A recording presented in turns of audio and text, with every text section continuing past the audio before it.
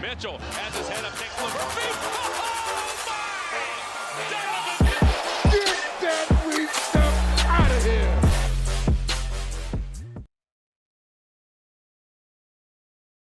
Welcome to the Junkyard Pod. I'm your host, Tony Pesta, joined by my co-host, Jackson Flickinger. You can find all of our work for Fear the Sword and Write Down Euclid in the description below. But Jackson, it's been a while. It's been a few weeks since we recorded.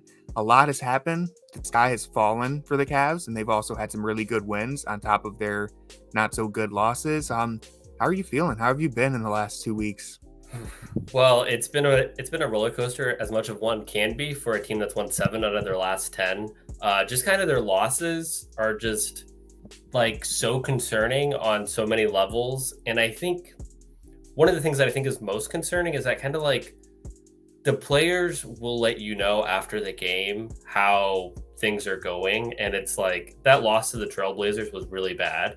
But NBA teams have bad losses every season. Those are unavoidable, But after the game, it was like they just lost in the playoffs. So, the vibes weren't great. So it's just kind of like that kind of tells you that things aren't exactly right, even if like the record isn't that bad. So, it's hard to be optimistic right now, but there are some things that are positives. So maybe, I think that's a great place to start. I think we might as well start with the positives and the reasons for optimism with this team with our first question. Oh, to set up the episode, by the way, today we are doing a kind of mix of a mailbag where we had a couple people send in questions, and we also came up with a bunch of questions of our own that we're going to rapid fire through to recap what we've missed in the past few weeks, because as you said it perfectly, it's been as up and down of a 2-week stretch as you could have for this Cavs team, despite the fact that the record has been actually pretty decent. So let's just start here. What have you been most impressed with this season? What I've been most impressed with? So I would probably just kind of say, it's kind of weird to say because I feel like depending on the day, if you ask me about Evan Mobley, I'm either going to be like, Evan Mobley's progressing great. It's a really positive sign. And then like, if you ask me like 3 days later, I'd say Evan Mobley's never progressing. It's just an endless loop, all the same problems we just keep seeing. But really, I would say Evan Mobley, just because I think he's not progressing in the way that I think we thought he would. We thought he would try to add more of an outside shot. We thought he would try to, really extend out his game in that way. And he really hasn't at all. But what he has done is just doing the simple thing of pushing the ball up the court off of defensive rebounds has really just unlocked some confidence in himself, where he's able to, it feels like he's more comfortable dribbling it in the half court and kind of taking it to the basket himself, and also trying to be a distributor. So I think that's really helped him, especially like late in games in like the short roll when, teams are doubling Donovan or Darius. Evan's been really comfortable in those positions. So I think that's the most positive thing you can say about this team, because really, the ceiling of this team this year, next year, and in 5 years is really Evan Mobley. So you really need to see him progress. And it's not the way that we thought it would, the progression would happen, but it's still kind of there. Yeah, I'm glad you said Evan Mobley, because, I think it's always great when the player makes a superstar leap overnight, seemingly like they just come in over the summer and they're everything you hope they'd be. For Mobley, the progress has been slower than a lot of people wanted, especially with that jump shot. Even the mid-range shot is he's had a good stretch. It's like very low sample size, but I think he's like 6 for 11 over the last like 10 games or something like that. But you see the confidence improving. Even with that jump shot, he's taking it more in stride. He's taking it with less hesitation. You see him slowly start to create a little more for his teammates. He's bordering on career highs in points, rebounds, assists. He is averaging career highs in rebounds and assists. Points, it's like a 0.2 decimal point difference there. But you're seeing the signs of growth that you want to see. It might not be happening as quick as we would like, but it's definitely happening. So that's really good to see. But what I'll go with for what has most impressed me the most, it's Max Strus. Max Strus he's exceeded all expectations. I think he's really the only player on this team who's exceeded expectations. He's just been everything they need. And the other thing that I'll say also, just very briefly, Craig Porter Jr. It's the only time. It's the most right I've ever been on an undrafted prospect. It's because I've never been right on an undrafted prospect. I guess you can count Max Strus in that conversation too, because he was undrafted. But it's been a good season for those two agendas. So what other undrafted prospects have you been really high on and missed? I just That's need to the know. thing. There's not many, so it's like I've never been right on an undrafted prospect before, but I was right on Craig Porter Jr. Billy so. Preston, were you high on him? No, I can't say I was very high on him. All right. But yeah, so like Max Strus has been awesome, and I think how awesome he's been has been kind of concerning in a way, just because you can see Max Strus has a really high like basketball floor in a sense that he like knows how to do everything, and I feel like a lot of the Cavs kind of don't know how to do everything. So I think that's like from that standpoint, it's a little like it just highlights like how much our best players are really like skilled in certain avenues, but not others. But Max Strus himself, that's not like his fault. And he's been awesome. So like you couldn't have asked for anything better. And like the on-off numbers are insane. I kind of want to see him play the 4 more, but that's something we'll probably talk about later. Yeah, and I think that's a good transition here to talk about our biggest concern so far, because for me, if you told me Max Strus was going to be this awesome, you would think everything is starting to click, especially on that offensive end. So far, the Cavs kind of suck on offense. They're 23rd in offensive rating. They're 23rd in three-point attempts. I believe they're attempting fewer three-pointers than they were last season. They're 17th in pace, which is an improvement, but something just hasn't gelled for this team offensively. They're just missing something, and it feels worse than it has in recent years, despite the fact that on paper they should be better, and the players they've added, Max Strus in particular, has been everything they need. So it just doesn't, it's frustrating because you would think that whatever offensive leap this team has, they would have made it by now. Yeah, I mean, you can't look at the offense without just looking at the turnovers. That's kind of one of the biggest things that like is really hurting this team. Like last year, they were 11th in turnovers. This year, they're 19th. Their all-star point guard is turning the ball over more than basically everyone except Ben Simmons and Scoot Henderson. So that's like not good. And yeah, just not shooting threes, and they're not hitting threes either. So only 34.8% on threes on the season, which isn't good. Donovan Mitchell hasn't been hitting a lot of threes, and he's taking less threes too. And it's the same thing with Darius Garland. So it's like your two highest usage guards, they're not taking and hitting threes. And, you have a front court that doesn't take any threes. And that's kind of how you get to a point where you have, the 23rd offense despite having good players. Yeah, I agree. And I want to just jump right into the next question.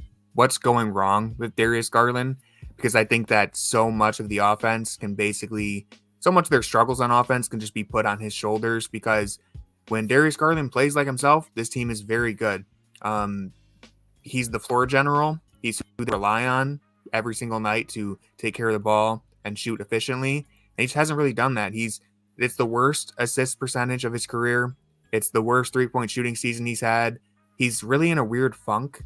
And sure, he's been banged up. He's had the hamstring injury. He's been hit in the head. Of course, you can just expect him to get hit in the head every couple games.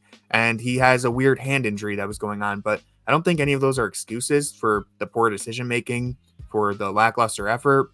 And the one stat that I want to bring up that I think just draws the line straight through to how, Garland's performance correlates directly with the team's success. They're 8-1 this season when he has a positive plus-minus. And that one loss was the Portland game where he had 8 turnovers. So I really wouldn't even count. He was a +2 in that game. I would really just say they're 8-0 when he's positive, because I wouldn't have considered him a positive in that game. But I think that really tells the story that when Garland is clicking, this team is good and everything starts to make sense. But when he's struggling, it almost hurts the team more than anyone else. Even Donovan Mitchell, they can overcome a rough game from Donovan Mitchell. It's really hard for them to overcome a rough game from Garland unless Mitchell is scoring 45. It's really weird because, so just one thing I wanted to say real quick is that like his points and wins and losses is like an insane difference. Obviously, people usually score I think more. it's a 10-point difference. Yeah, he's scoring 13.3 in losses, and he is scoring 23.2 in wins. Yep. And like his like effective field goal percentage is 48 in losses and then 58 in wins. So that's a really big jump that you really don't see from most players. Like, for example, I was looking it up, and like Mitchell was like 26 in wins and 25 in losses. And it's like, that's kind of pretty standard stuff. Like usually your best players, you know, still get their numbers. It's just kind of like how they're able to do so. And one of the things that is kind of, I mean, we talked about turnovers. It's kind of, I think the thing that's most frustrating is like figuring out why there are turnovers, because the turnovers he has are really bad. They're just a lot of like not really paying attention turnovers. Like they're the turnovers that you really see from for example, Craig Porter Jr. isn't turning it over a bunch, but anytime someone's like cutting from the corner to the top of the arc, you know, Craig is just passing it really like lightly, like he's not expecting like the defense to really jump over that, and it's like a pick six every time, which is like, it makes sense because he's not used to the NBA game, whereas Darius Garland he should be up to speed by now, right? And this hasn't been a problem that he's had since his rookie season, so it just doesn't really make sense. Because it's not like, okay, he's trying to play faster, and a lot of these turnovers are coming because he's trying to play faster. It's like, no, they're just a lot of like, you know, just passes over people's heads, just, you know, dribbling it off his foot, getting it stolen when he's driving to the paint, just a lot of dumb stuff. And I think it was interesting that you said that like his bad game and Donovan's bad games are so different. It's because when like Donovan has a bad game, he still keeps the pressure on the defense. Like he's still attacking. So even if the shots aren't going in, the defense is still kind of respecting him the whole time.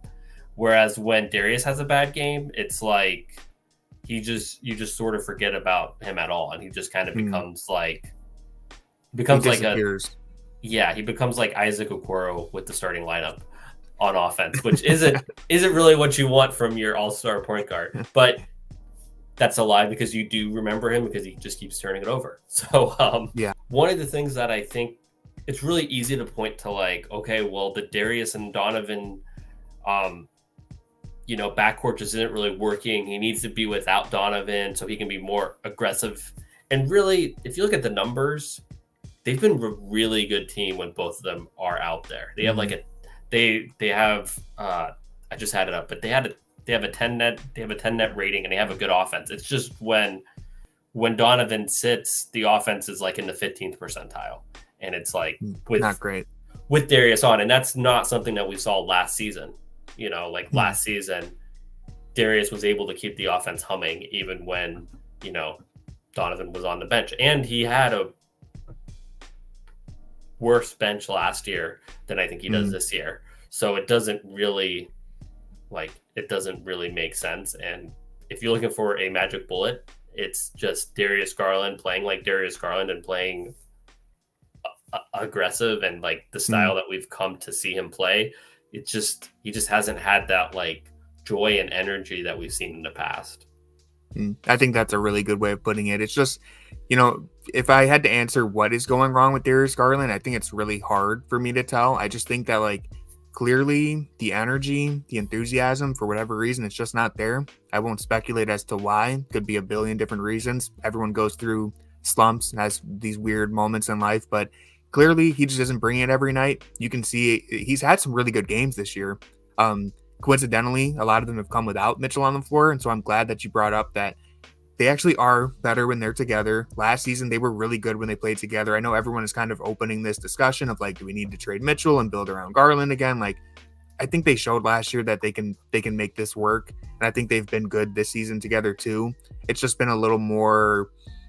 You've seen a little more highs and lows for Garland, and Mitchell hasn't been consistent himself either. And so I do think that brings us into our next question from Brett Clapper. Oh, go ahead. I do want to jump off real quick and say that I think they do still need to play better in like the half court together. I think that there is another gear there to be unlocked. And, you know, if you're going to talk about like tangible areas where JB needs to grow, it's like they just aren't like in the half court offense. They're just not really moving. They're just kind of being an outlet for each other. And it's like, they're too good to actually do that. Like you have two premier guards. They can't just be standing there when the other one's doing something. So anyways. Yeah. And that hits right on the topic that I was going to go to, which is how can the Cavs improve their offense from Brett Clapper? I think you hit it perfectly. While I do think Garland and Mitchell, they work together, there's plenty of room for improvement. And basically all of that comes from moving off ball, moving without the ball. I posted a stat earlier today on Twitter. Garland, I think, has made 9 catch and shoot 3-pointers this season. That's 1 more than Okoro and 2 more than Sam Merrill. And it's like, that probably shouldn't be the case for a player as good of a shooter as Garland is. Donovan Mitchell has made 13, which I believe is 2 more than Dean Wade this season. And so it's like, I understand Garland and Mitchell have the ball in their hands a lot, so they're not going to get many catch and shoot opportunities, but like, there's no reason why they can't be elite catch and shoot shooters. Garland shot 44% last year, and he still didn't get enough up. So I think that's one way that they can really improve their offense. How do you think? Where do you stand on this? That's a very concerning stat that I hadn't even looked up before. Like, wow. You couldn't even convince me that Dean Wade had shot 16 shots this year. Sorry. But yeah, I mean, like, your offense is going to always be a little cramped with Jarrett Allen and Evan Mobley out there. One of the things that, like, I almost brought it up in like the Evan Mobley segment about like wanting to have him get more usage. And it's really tough when you have Jarrett Allen out there because they are scoring in the same areas. So I know that we've seen them improve like their 2-man game, or at least try to. It's still really hard when they're both most effective at the rim. So you're always going to have a little bit of issues there, but it's like, you really just need your 2 guards to be additive to each other. And they have been additive, but it feels like it's more so because they're both so skilled, as opposed to they're both being used in the best possible way. So that's a really good way of putting it. Yeah. And I would say for the overall offense, if you cut out the turnovers and if you're making more threes and you're taking more threes, obviously your offense is going to be better. So you would hope that'd be the case. I think some of these bench lineups have been a little clunky, to say the least. And I think what they're doing with the bench isn't really working and I think that's when you look at like any numbers with, Darius on, Donovan off, the numbers are bad. So the bench lineup doesn't really gel. And I feel like, there's a lot of reasons why it's not really gelling, but it's like, maybe this is a conversation for Caris LeVert. He seemed like it just seemed like he really hasn't found his role yet this season in the best possible way. And I kind of feel that about everyone on the. He felt good. Well, like, it's weird because like he hasn't played bad and he's played good, but it doesn't feel like he's playing good in a way that's helping the rest of the team. Like, probably should have thought about this more before I brought it up. But it just feels like something's off, and it's not a Caris LeVert problem. It's more like something's off with the overall units that they're running, and it's just not really. I think maybe his role is a bit redundant. If you had to ask me, I think when you have Garland and Mitchell both, like, LeVert had his most successful stretch of the season when Garland and Mitchell were dealing with injuries early in the year, right. And now when everyone's healthy, LeVert can still be very helpful. But it's like, okay, cool, we have another ball handler that we can put in the game when really we have Garland and Mitchell can stagger most of the game anyway. So I do kind of get what you're saying there. Yeah, and he's not like the 3-point shot that we were hoping that would carry over from last season hasn't really done that. He hasn't shown that he's, from February on last year, I don't have the numbers in front of me, but he was shooting a decent amount of threes. And this season, he is, he's actually shooting less threes than he shot last season. And most of last season, we were complaining about him not shooting any threes. So it just feels a little weird. He's taking more shots in like the mid range. Anyway, he's not the problem, but it's just kind of like the bench units don't seem to make much sense. And I think, because they've been okay-ish with with the starting lineup, and especially they've been really good with Darius and Donovan. And I feel like I'm going in a ton of different directions here, but I absolutely loved the lineups that they've had in brief moments where they've gone with one big and like four guards. Those lineups have been absolutely awesome. We saw them against the Nets in the beginning, like the very first game of the season. They really did a lot of good things with that lineup. And then we saw it for extended stretches against the Hawks when he needed to win by 20.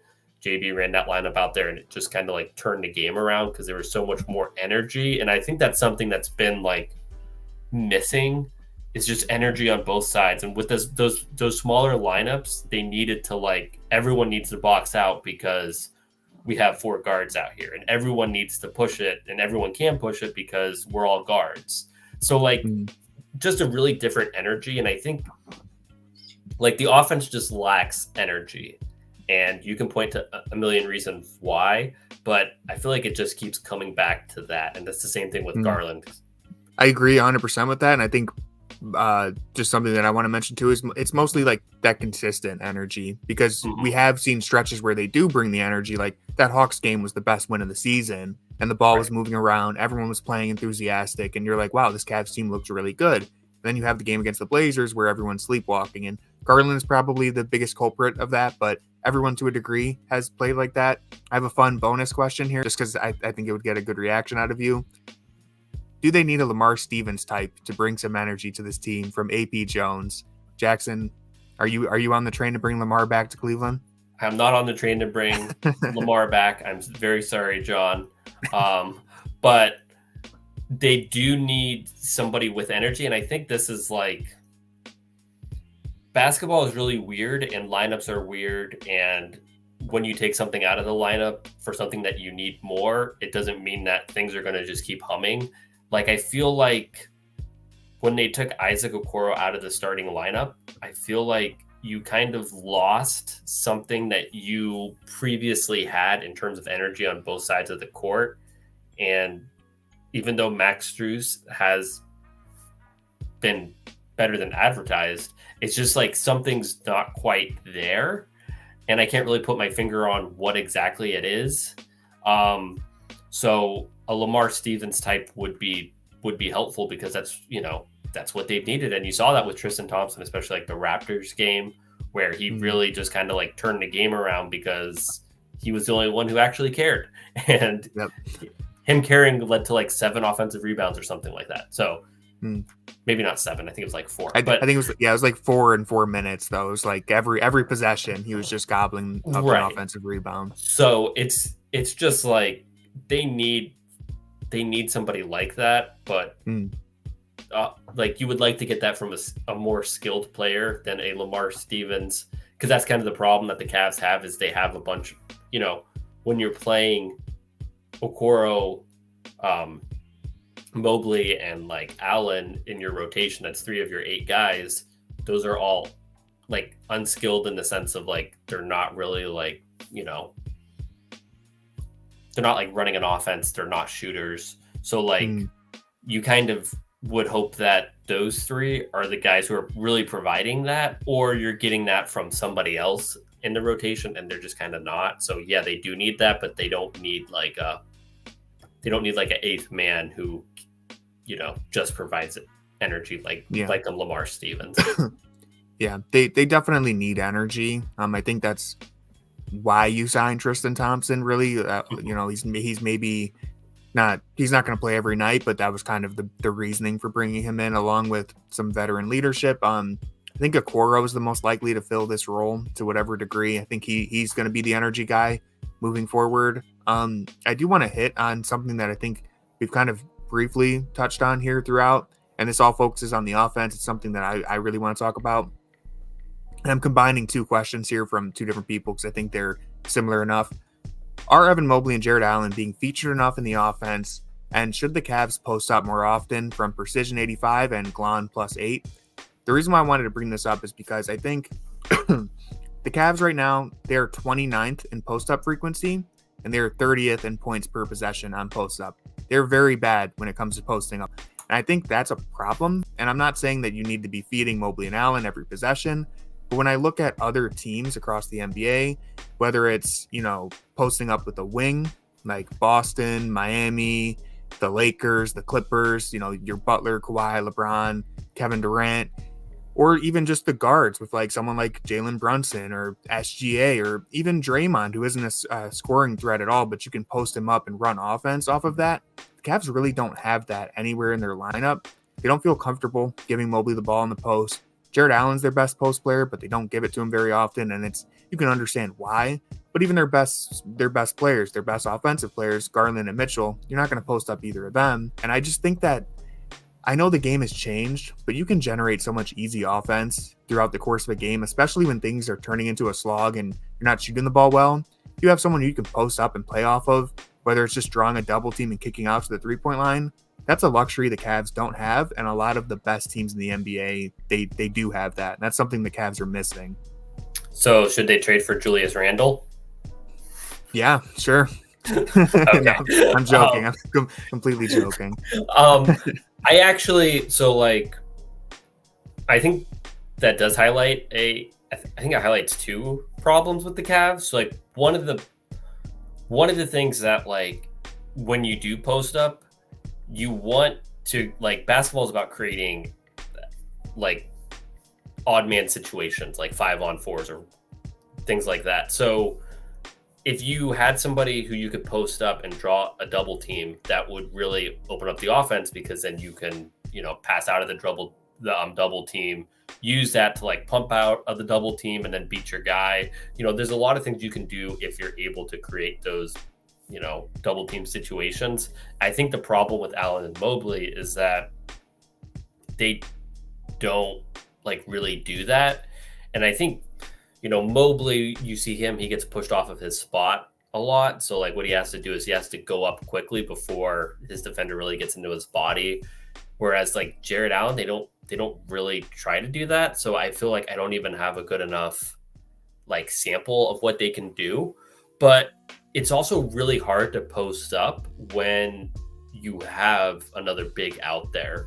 Like ideally when you post up, you want it to be like a 1-in-4 out situation where guys on the perimeter are moving and cutting, and you can kind of create those passing lanes and driving lanes.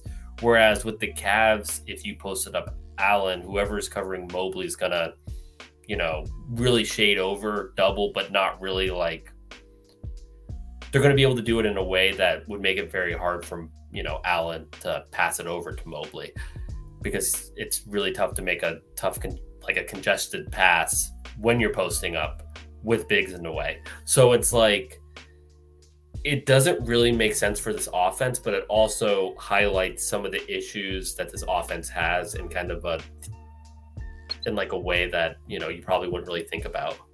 Yeah. I think that's kind of how I wanted to frame it. It's like, it doesn't make sense for the offense because Mobley and Allen aren't really great post-up threats. And like I said, they don't have these wings who can post up. And it's not really something that you think about because modern NBA isn't really predicated on post-up offense, but it's just an easy way to generate offense that the Cavs don't have. And I feel like that does play a role in these weird cold stretches they have. Like, how nice would it be if Donovan Mitchell was 3 inches taller and you could just enter the ball into the post and let him play off of whatever's going on? Like, they just can't do that. And so that's where this roster construction gets a little awkward.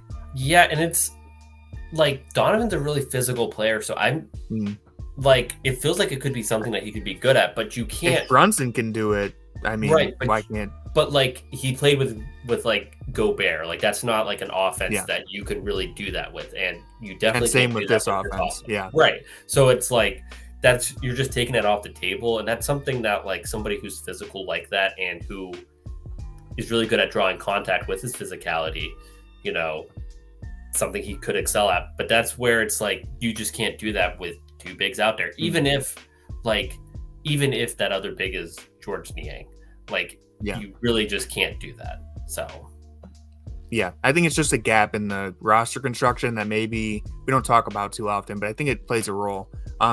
Moving forward here, let's try and speed up the pace a little bit. Speaking of pace, do we think the 3-point volume is going to increase now that the Cavs are fully healthy and are kind of getting their legs back from our most dedicated listener, John? Well, they will if they don't add Lamar like Tony's suggesting. God, that's I didn't suggest it. You would hope. It's like, it feels like the volume should go up if Darius and Donovan got like hot and they felt that they could make threes. It feels like they are the two that really need to up the 3-point shots, and they just don't have the confidence to do so right now. So maybe if they are able to play more consistently, they do get more shots up, but that's kind of my hope with that. It really, again, with basically everything in the offense, it kind of just comes down to Garland and Mitchell. Like, this team's going to play the way that they play. And with both of them, I know Garland's attempting a career low in 3-point attempts. I think Mitchell is just down from the year before. They just need to get shots up, and especially Garland. He needs to just pull without hesitating as much.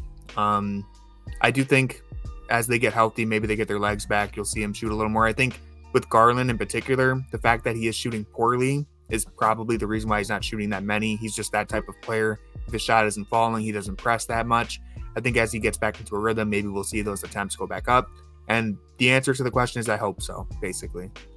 Yeah, you hope. There's nothing to really like suggest it. But yeah, you would hope. Yeah. I'd have to imagine that JB and everyone on the team is telling them to shoot more. It's just a matter of going out and executing the game plan. Now let's talk about the coaching staff. Let's just jump right into this. We're going to start off with a question from the Robbie Vice. What's going on with JB's rotations? This has been a topic of discussion. The Cavs every night are playing 7 to 8 guys. Do you think they need to go deeper into the rotation? And we can also just to combine these two questions, I think it makes sense. Why aren't Craig Porter Jr. and Emoni getting into the rotation? I think these are two questions that go together. Yeah. So I think kind of like the problem that they have is they have a lot of guards and they're insistent on not going super small. So if you're going to play Niang and have like a traditional 4 out there with, they're always playing Mobley and Allen. One of the two is always out there. But if you're going to have a 4 like Niang out there, you're really limiting the opportunity for any of those other guards to get into the rotation. Like Levert, if he's healthy, is going to be one of those guys. And then Okoro is probably going to be the other guy.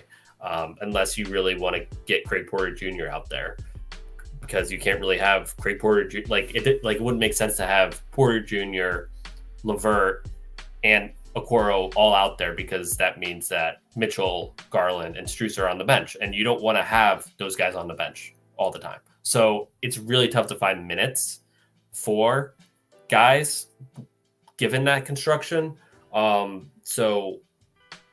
It's not good, but you can see why. But if you wanted to change that, go small, take Niang out, and then you have a lot more options. You have Okoro kind of playing the 4, kind of Strus playing the 4. That allows you to run more lineups with Craig Porter Jr. It allows you to get Emoni Bates out there if you really wanted to. I would like to see them, no surprise, I'd like to see them play Sam Merrill more, because when we talk about energy not being there, he's somebody who's always moving in the half court, and I think he provides that energy. His moving, even if he's not shooting, his moving forces other people to move, because if one person's moving, somebody has to move out of that spot. So when we talk about more energy, somebody like that getting more minutes would be helpful. And that's not really possible with their current lineups. So if you want to get more people in there, you probably have to take Niang out or severely limit his minutes, so you have more of these energy guys. Because we can talk about Niang, but someone like Craig Porter Jr. naturally brings a lot more energy, just because he's somebody who can dribble the ball, attack, get into the paint, open it up for other people, and that's not we talk about Merrill moving off ball. We talk about Emoni's ability to kind of just his ability to recklessly make threes is sort of an energy in its own way. Chaotic energy. Right. And it's like Isaac Okoro playing the 4 is, I think that would provide a lot more energy just because he's out there. He's out there. He's able to push more. He's getting more rebounds. It pushes at the pace. Like him being, the second biggest guy out there is naturally going to push the pace in a way that him playing with Niang isn't, just because, Niang's not somebody who's really pushing the pace, and that's not really his role. So it's like that's where I would like to see the rotations change in that way. But if you're going to play Niang, it's tough to play 9 guys, because that means you're just going to be really giving like Okoro, like, okay, you're getting 4 minutes of run. Now we're going to put Craig Porter Jr. in. And that doesn't really make sense. Yeah, it doesn't work. Right. Because basketball is a rhythm game. Like you can't just say, oh, we need a 3. Let's put Sam Merrill in right now. He'll probably make a 3 after sitting on the bench for 47 minutes. Like that's like coaches don't do that, because that's not how basketball works. So like, exactly. So you need to, if you want to get more guys in there, you got to just take Niang out and try to create more minutes in more guard spots. Yeah, I agree with pretty much everything you said there. I do think Niang the last 2 weeks or so has actually played pretty good to decent basketball. So, but I definitely think if you took him out of the rotation and went smaller, just experimented a little more, there's value in that. I want to see Craig Porter Jr. play as much as anybody else, but I do just want to make this point and address, because a lot of people are very upset that he has been playing. And again, I would like to see him play more, but I do think right now when you look at this Cavs team, the last 2 weeks or so is really the first time all year they've had the bulk of their lineup available to them. And so I understand why JB would play Karis LeVert as much as he has, play Okoro, play Niang, play these guys that they've invested in, and try and let them play through it and figure out this weird little inconsistent slump they're going through, because these are the guys they brought in to compete deep into the playoffs this year. This was their goal. This was the roster that they built, and it would just be doing a disservice not to play them together and allow them to work through these weird, call them growing pains if you want. As much as I think Craig Porter Jr. is great, you don't want to rely on the undrafted rookie to come in and save you. If you have to rely on CPJ or Emoni to come in and save this team at this stage, you probably have bigger concerns. That's not to say that they can't come in and bring energy, and I do think both of them have earned the right to get an opportunity here pretty soon. I think Emoni has been lights out in the G League. I've been really impressed with the way he's played. Porter is obviously impressed every time he's been on the floor. So I do think they're going to get opportunities. The rotation's a little thin, but I understand why, because they have a lot to figure out, and you're only going to figure that out by letting these guys get reps in together. I think the biggest problem that the Cavs have is they don't really have an identity. And like, I think they really lose it when they play these bench lineups, because they just aren't, for whatever reason, they're not meshing, like whatever, we can say.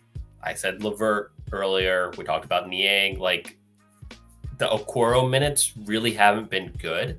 And I don't know if it's like an Okoro problem, so it's just kind of like something's not, like the math isn't adding up to what you want it to be. So you can either keep trying to do the same math problem and hope that you get a different answer, or you try to experiment with things. So I'm kind of to the point where I would like to see them experiment with things, because even good Niang minutes, like Niang when he's making his threes, it doesn't feel like the offense or like the unit is really good. So like that's where it's like, well, if you're getting good Niang and something's still off, then maybe it's like not like it's Niang's fault, because he is the player that he is.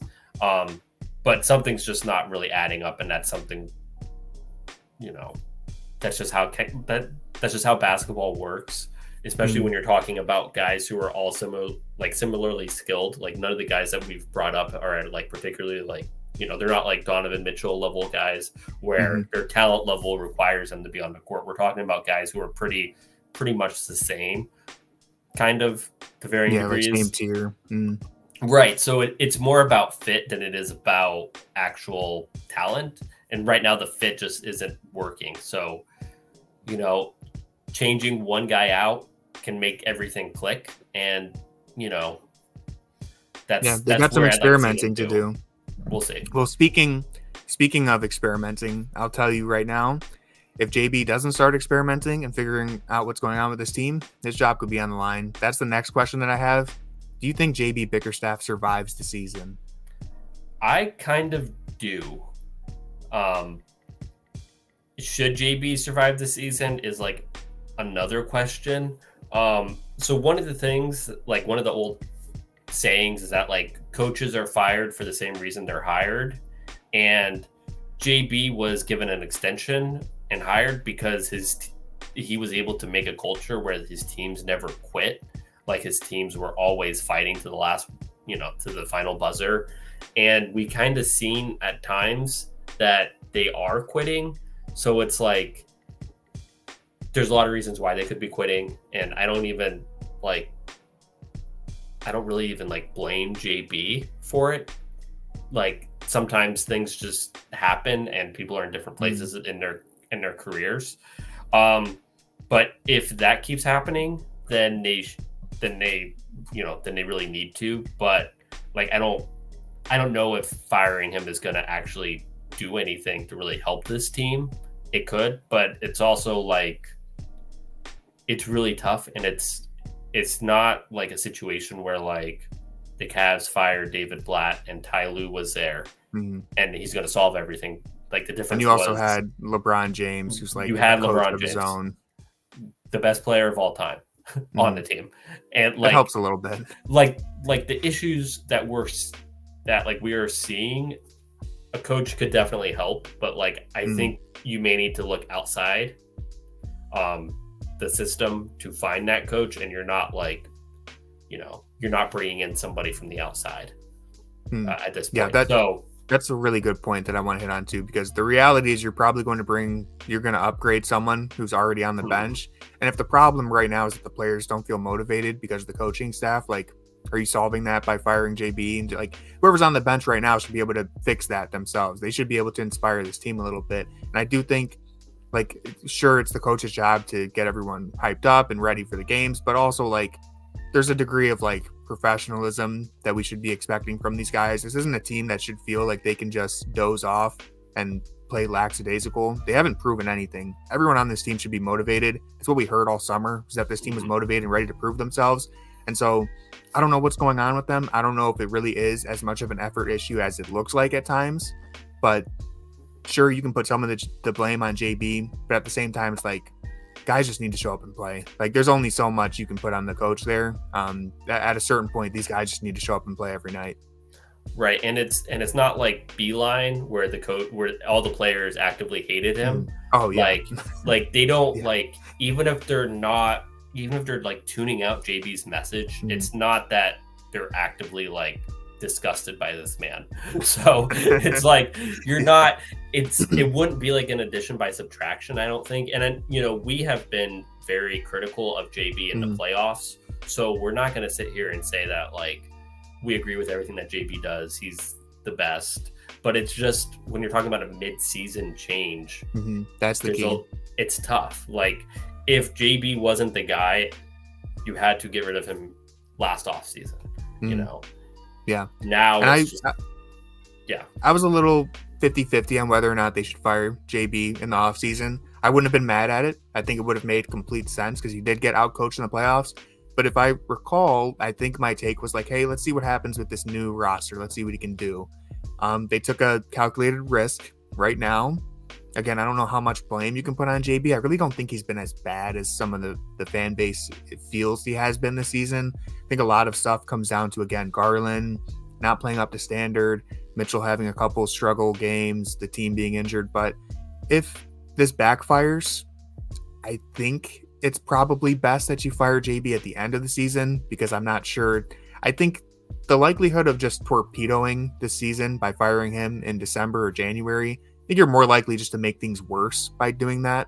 And listen, if it's a train wreck all year, that's not good either, right? It's kind of, you're stuck between a rock and a hard place. But the way that I'll put it is this: I think as long as JB doesn't lose the locker room, as long as the players aren't visibly disgusted by him, I think his job is safe for the rest of the year.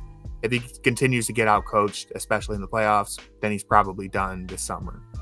I think it's like when you know he's not the guy, you got to move on.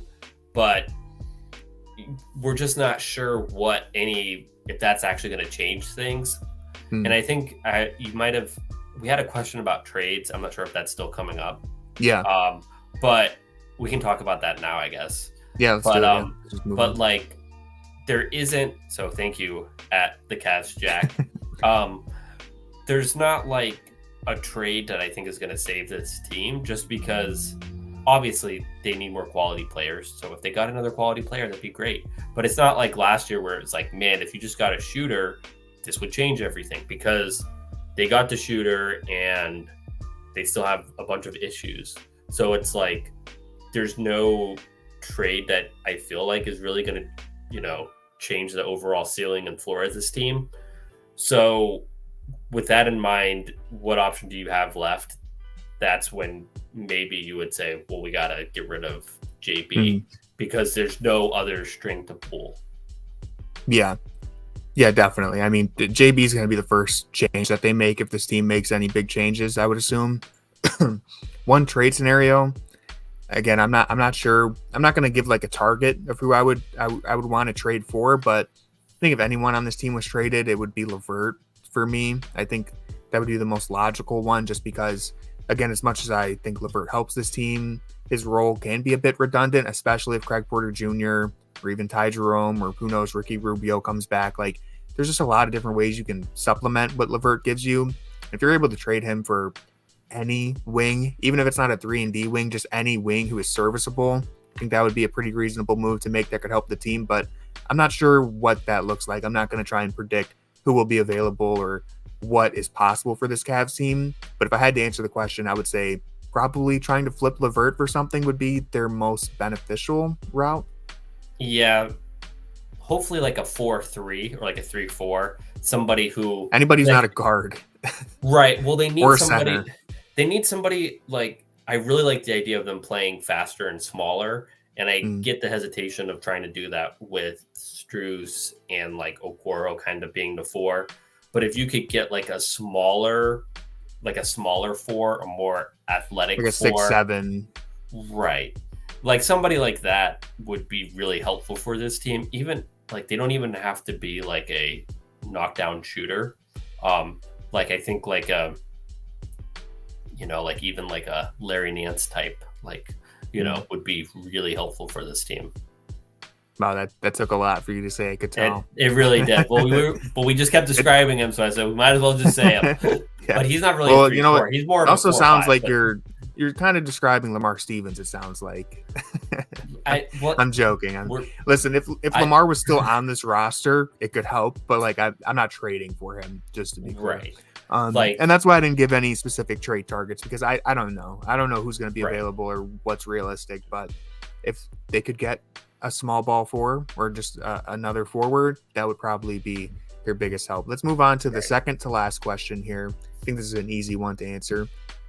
Will the Cavs exceed their win total from last season? They won 51 games last year. Just for reference, this time last year through 20 games, they were 13-7. Right now they're 11-9. So Jackson, do you think they're going to surpass that 51 win mark? Can I just pass? You want to take the coward way out? You can. No. So like, it's so frustrating right now, but this team has the 25th easiest schedule coming up. They've gone through a lot of their hardest games. Maybe not a lot of their hardest games, but they've gone through more hard games than a lot of other teams have. They've gone through they have another West Coast trip, but they've gone through one of their West Coast trips. So it's like, usually we see those in like March around like the MAC tournament. So they're kind of already like through some of the tough parts. So it's like, you can really say, yeah, Darius turns it around. They're going to get to 51, 52 wins, and things aren't really as bad as they seem now. But you can convince me the other way pretty easily too, because it seems like this team really wants to spiral out of control for some reason. So it's like, and if they do spiral out of control, then, 41 wins might be a stretch. So, Play-in tournament, here we come. Let's do this. No, I feel the same way. I think like if you told me we get to March and this team has like 53 wins or whatever, and it's like we look back at that 8-point loss to the Trailblazers and we're like, why did we freak out over that? Like that was such a weird game to get upset over. Or even beating the Pistons by 9. People were like freaking out that was a bad game. It was a bad win, but like they still won by 9 points is what I'm like. If we got to March and we look back at that and we're like, that was kind of silly. But I could also see us in March looking back and being like, yep, all the signs were there that this was going to be just a brutal, no good season. So I'll be optimistic. I'll answer the question. I think they can. I think they will. I would like to think this team is setting up to hit their stride later in the season, but we'll have to see. I wouldn't be surprised either way. I'm hoping for the best, preparing for the worst. And thank you for sending that in, Dan. I don't think we said your name.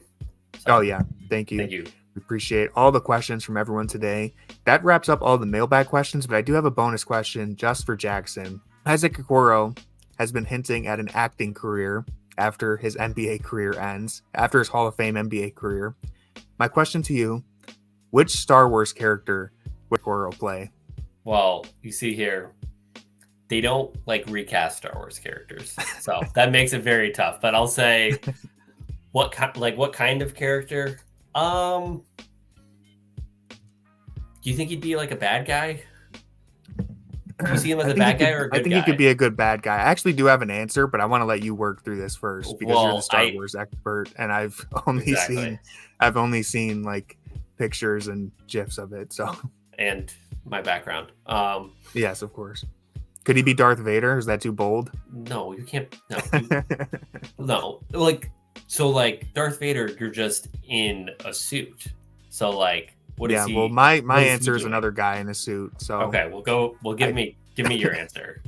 I think he could be C-3PO. You think I could see him fitting that role pretty well. Just the robotic mannerisms of him when he's giving the post game interviews. I could see him. Pulling it off. We're saying like a droid. So he's not he's not a person. He's like a robot, but he's also, what is he, 6'5"? So he's a big guy. Yeah. So he's like a big unit of a robot. I like it. I think he could do a interesting voice. They could modulate it some. I kind of like where you're going with this. That wasn't where I was thinking. I was like, could he be like a Mandalorian? Then I'm like, no, I don't really see that. I don't see him as a Jedi. Like, he could be a Jedi, but I mean, he is a little stoic, so maybe he could be like a mean stoic Jedi, something like that, maybe. I do want to say thank you to everyone who sent in questions. We truly appreciate it. Everyone who watches, listens, please consider subscribing to the podcast on YouTube, Spotify, wherever you get your podcasts, and go Cavs. I agree. Go Cavs. Thank you, Brian.